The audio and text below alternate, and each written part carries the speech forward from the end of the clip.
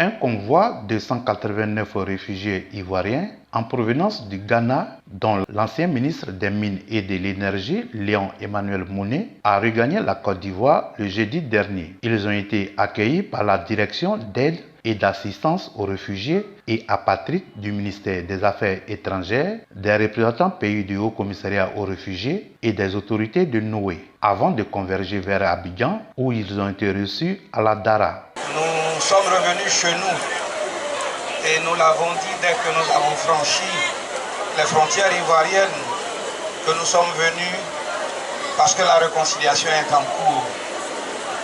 Et pour nous, cela a véritablement commencé lorsque le président Laurent Gbagbo a été acquitté.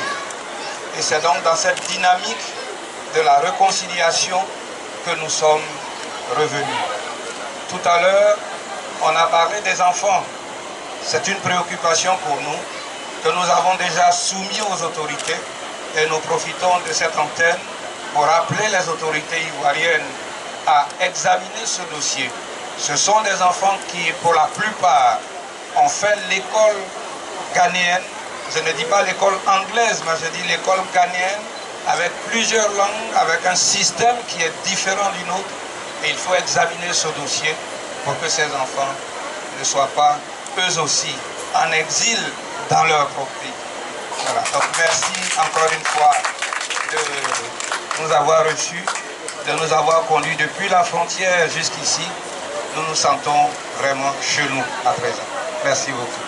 À ce jour, plus de 22 000 réfugiés ivoiriens sont toujours enregistrés dans des pays d'accueil. Des milliers d'entre eux ont exprimé à la suite des sondages leur intention de retourner en Côte d'Ivoire, notamment à la suite de l'ordonnance d'amnistie du président ivoirien en date du 6 août 2018. Depuis donc 2011, l'État ivoirien, le HCR et les pays d'accueil ont signé des accords tripartites afin de leur garantir un cadre légal pour un retour volontaire, en sécurité et dans la dignité. Nous sommes là aujourd'hui pour accueillir un convoi de réfugiés ivoiriens qui effectivement mettent un terme à leur état d'exil au Ghana pour un tour.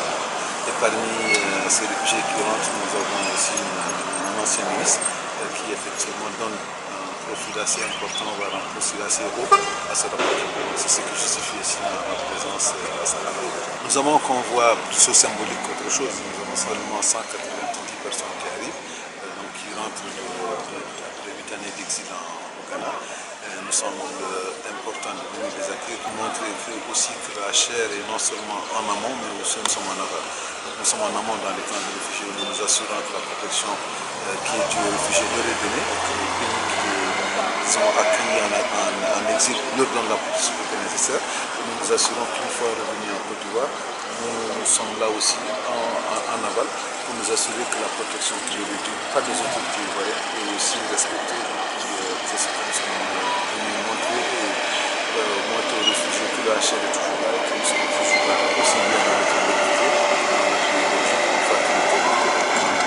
Notons que nos réunions régionales sur les solutions durables pour les réfugiés ivoiriens s'est tenue les 28 et 29 novembre dernier à Abidjan afin, entre autres, d'intensifier leur rapatriement.